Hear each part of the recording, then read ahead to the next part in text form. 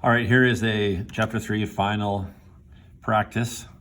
Run through this, just a little bit of a review of the things we covered in chapter 3.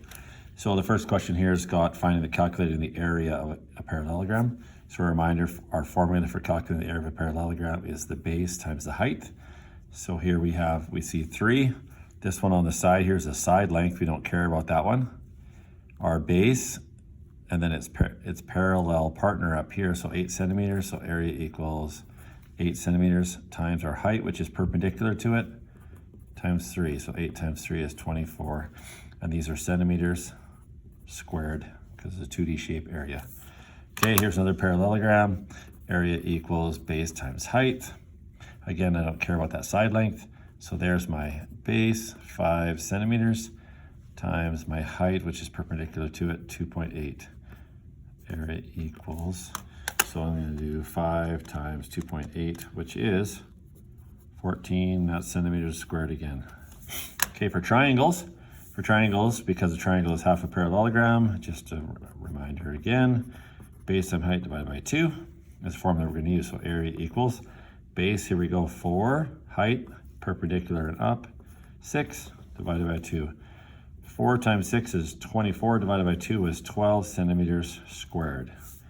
This one, here we go, area equals base, wow. I'm just looking at it, realizing it's the exact same number, so I wonder if you can guess what our answer is on this one. Yep, it's 12 centimeters squared as well. That's a pretty trashy way to do this. All right, these ones are different. Okay, so another triangle here, base and then our height.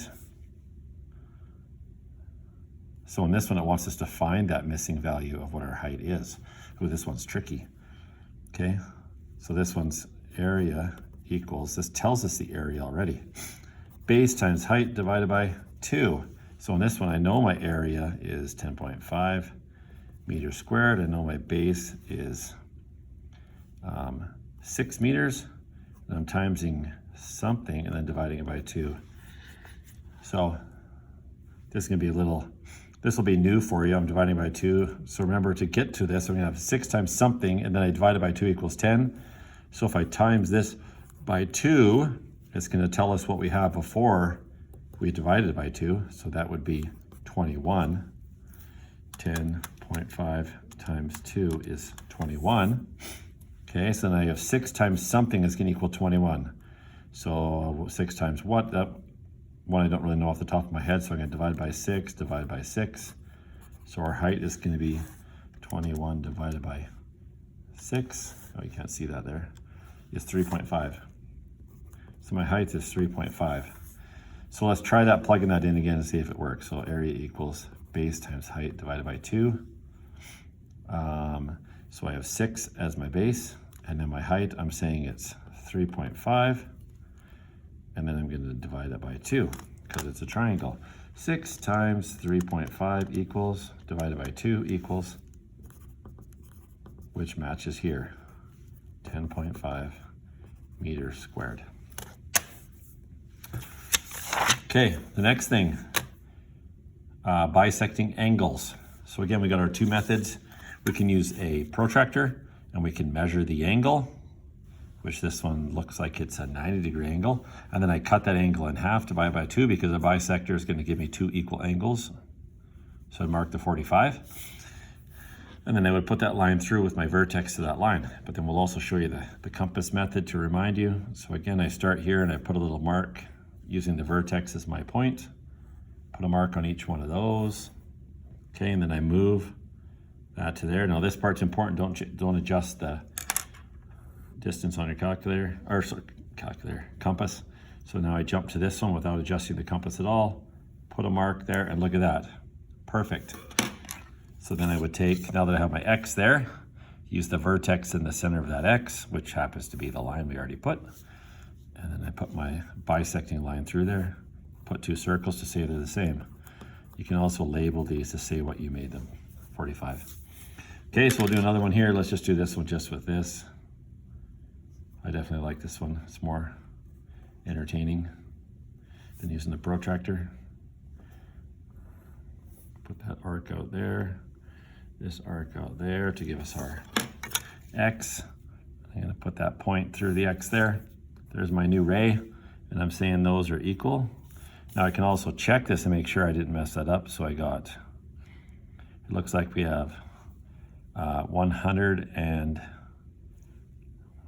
if I put that on there properly, there we go. 100 and looks like we're up here, 104. So that would be a 52, which is right where we are, 52 degrees. Okay, and now we have a bisector. So we have complete a perpendicular bisector using your compass on this. So again, we can do the perpendicular bisector in two ways. We can measure, let me get that actually on the screen.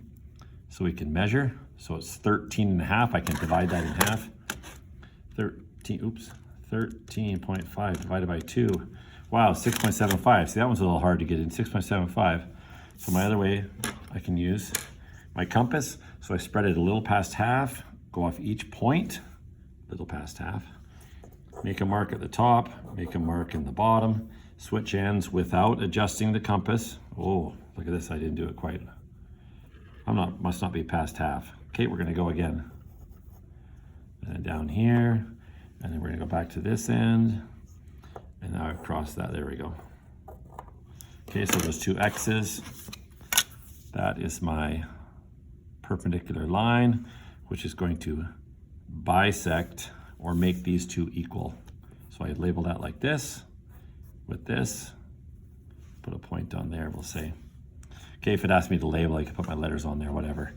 But the important part is that now these two line segments here, so you see that one is 6 and a little more than 7, so in between the 7 and the 8, which is what we thought it was supposed to be based on our calculator work. Same one here, between the 7 and 8. Perfect. Okay, so that's the review for, oh wait, one more, parallel lines. So if I'm gonna draw a line parallel to this line, okay, what's my method? Again, the easiest method is to use your ruler, place it on that line, and then draw on the other side of your ruler. Okay, that line is parallel to this line now because this distance is the same. Okay, so I mark that by saying that and that. Another way, if you don't want to do it like that, if you want to do them closer, then you have to take a ruler and say your level, you want to go 1 centimeter up, so you mark it in 2 spots. Using your 2 marks there, now you can draw a line. So that line also is parallel to this line, and actually to this line as well. So all 3 of these are parallel to each other because this distance is here is the same for these 2, and then this distance is the same, and then as we already said, this distance is the same here. They're parallel lines.